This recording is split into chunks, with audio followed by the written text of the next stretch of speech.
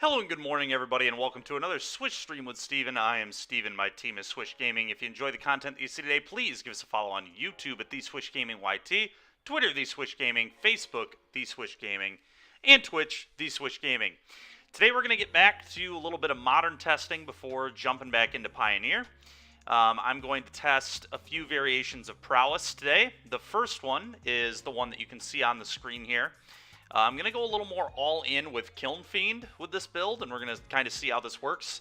So this is going to be a much more hyper-aggressive version of Prowess than the one that I have tested a lot in the past. I just kind of want to see how this works. And then after this, we'll try some iterations of this if it doesn't pan out super well for us. But I'm curious how this will go. So I'm playing a 1-of Path to Exile in my deck as a random answer to Murktide Regent, also just another removal spell. I don't think Unholy Heat makes much sense in this deck because I'm like never going to get Delirium. I've cut Mishra's Bauble and I've cut Darcy, so Unholy Heat ain't going to get the job done anymore, I don't think. So I'm going to try a Path to Exile because I'm already doing the White Splash anyway, and I just want a thing that can deal with Murktides. Same stuff as usual with the Lava Darts, the Bolts, the Swift Spears, the Monkeys, and now I'm up to 4 Soulscar Mage in this build because we're way more all-in on Prowess. I'm playing 4 copies of Mutagenic Growth, which is why you're going to see a 1-of Stomping Ground in this deck. There may be spots where I need to hard cast Mutagenic Growth off Stomping Ground and not pay life. So we're going to try a 1-of Mutagenic, or a 1-of Stomping Ground to help cast these in the mid to late game, potentially. Then we're trying 4 copies of Manamorphose, just a great card when you're just trying to go all in on Prowess and spells. So we're playing 4 copies of this. 3 copies of Temur Battle Rage. This is like going to be kind of what I'm comboing off with the Mutagenic Growths especially. And then the namesake card that I've been talking about, Kiln Fiend, for those that don't know. Whenever you cast an instant or sorcery, it gets +3/+0 until end of turn. So the idea is I want to play this card on turn 2, and I want to kill my opponent with it on turn 3 in a lot of situations, which, you know, that if I have the Temur Battle Rage and a Mutagenic Growth, I think that is, what, that's 18 damage, 5 plus, no, it's 18 damage. So 1 Mutagenic Growth and a Battle Rage and a Kiln Fiend is just 18 you. Lava Dart, Kiln Fiend, and a Battle Rage, I believe, is 22, because the Lava Darts deal 2 to your opponent's face, they give the Kiln Fiend +6, and then Battle Rage gives it another +3, so that would be 20 plus 2, so 22 damage. So Kiln Fiend just can really just absolutely slaughter people, so we're trying to maximize on the Kiln Fiend in this deck. Sideboard, I've got a lot of the usual stuff. A couple copies of Alpine Moon. This version can play Relic of Progenitus, so we're going to try a Relic of Progenitus. I don't care about my graveyard, so I'm fine to play what I believe is a better card than Soul Guide Lantern and Relic of Progenitus for the graveyard decks. I'm going to try 4 copies of Draenith Magistrate. It's possible I should have been playing this over Chalice at the last event anyway, regardless of what I was really doing. This card is nice once you do the White Splash. It does not get forced, either force. It doesn't get Force of Negation. It doesn't get Force of Vigored, which is how Living End usually combats cards like this. So we're pretty much just putting them on have grief or lose to this card is the hope. They could obviously bounce it with the Turtle as well, but hopefully they won't have that. We've got 1 more copy of Path for Murktides, a couple copy of Prismatic Endings, just a clean spell, 2 copies of Reckless Impulse, largely for 4 color, and, you know, I'd bring it against blue-red too, just more draw 2s are good. A couple copies of Alpine Moon, Gigantha's our companion, we got a couple copies of Wear Tear because they're sweet, and a Relic of Progenitus. Fairly similar to the red-white deck I have played in the past, but just a lot more aggressive and in on Kiln Fiending people, so we'll see how this goes. But in theory, it seems sick. So that being said, we've already got the cards. If you want to check out the list, Cardboard Live should be up on the left side of your screen to check it out. But it's time to hop in a league.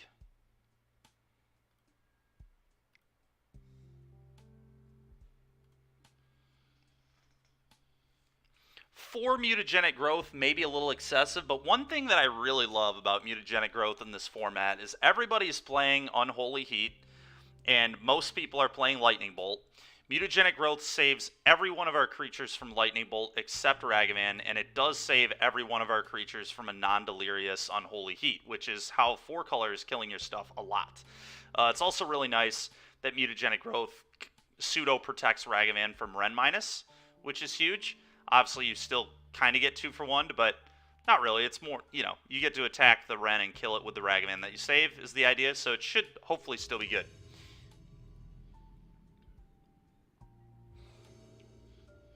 Alright, losing the die roll. Not a great start, but here we are.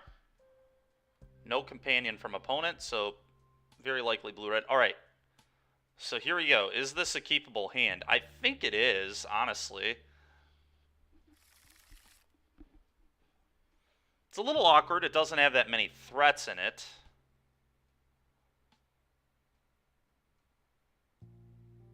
But we can dish a lot of damage. I'm going to try this.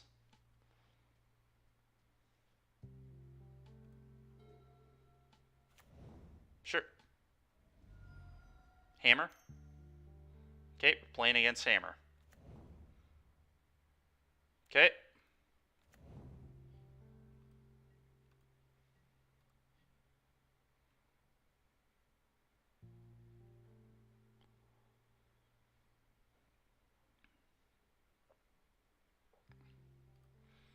Question is, will I be willing to use a mutagenic growth to kill a creature here? Ooh, Ragavan. Interesting. Okay.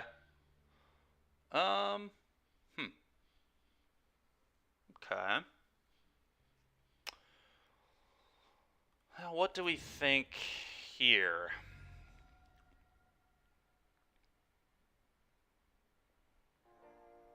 Problem is Monkey can just, like, never get through, so I'm tempted to play Swift Spear here and see if they block. I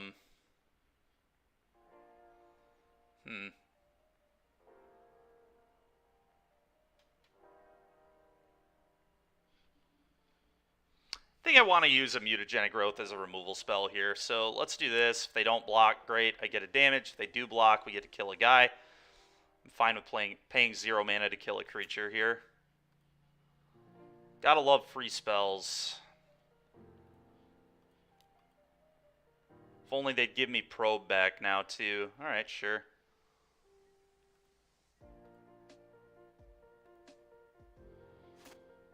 Go. Tell you one thing, Battle Rage will be really messed up if we find it. Okay, no Sigarda's Aid yet, so that's nice.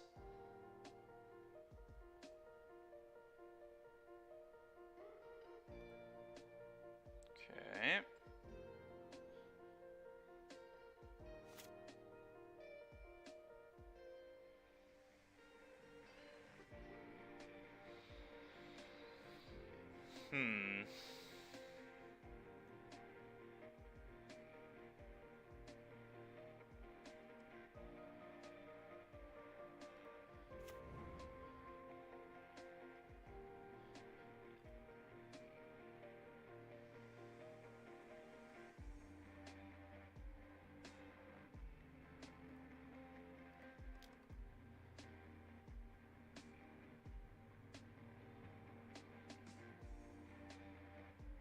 Let's just do math here for a second. They're definitely not dead, right? This is a bolt, this is a bolt, so that's 6, 7, 8, 9, 10, 11. So I think we can, pretty sure we can hit them for 11 here, which is not quite enough, obviously.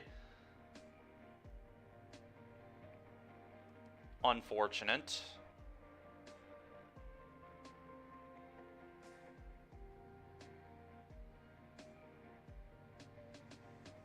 Okay.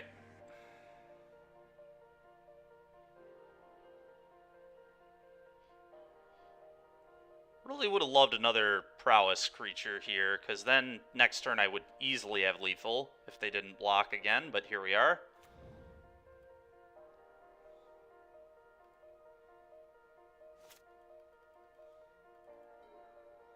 Well, I won't be able to beat land, aid, double hammer, but if they have that, they have that, so...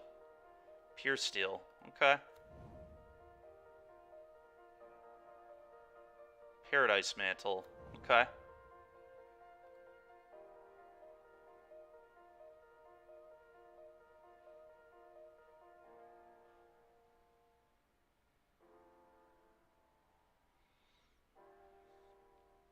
Okay.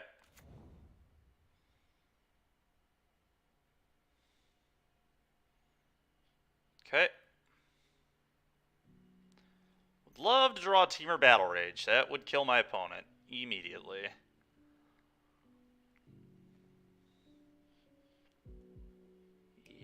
Yeah. Okay. That's messed up. Okay. Okay. Well, we're in trouble here, chat. That is for sure.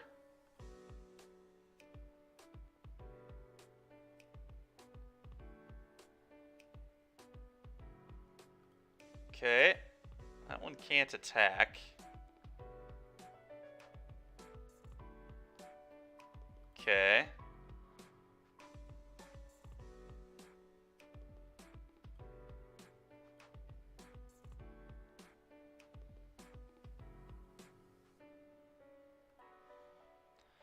Now I'm not even sure if they will die to a Teamer Battle Rage if they block intelligently, but what can you do?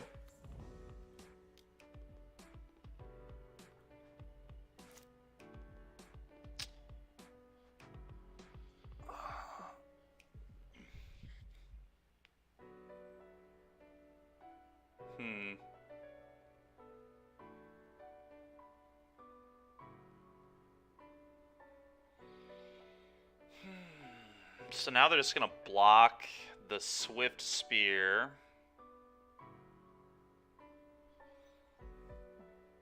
Love you some Kiln Fiend decks? I'm sure you do, D-Line King. I'm sure you do.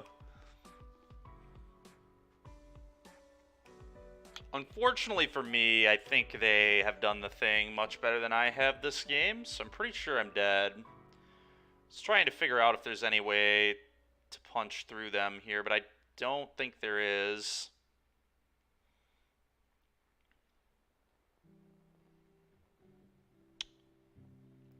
If they were completely moronic and didn't block at all, we could win. Pre-Ragavan? Sure. Wait, what does Ground Rift do? Is that the Storm one where, like, people can't block? I actually maybe should play that card. I forgot that card existed. But that actually seems quite good. 1 second here, chat. I'm looking up Ground Rift now.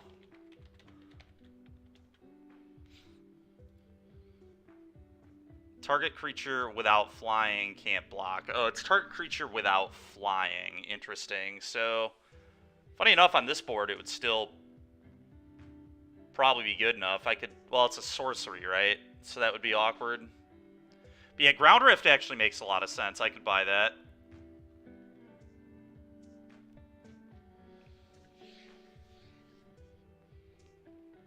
Problem is, though, the list is pretty tight, so...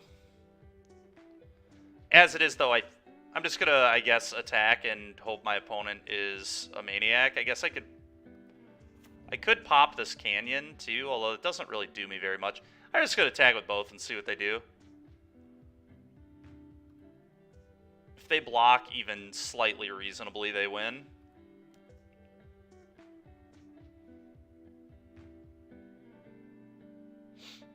Yep.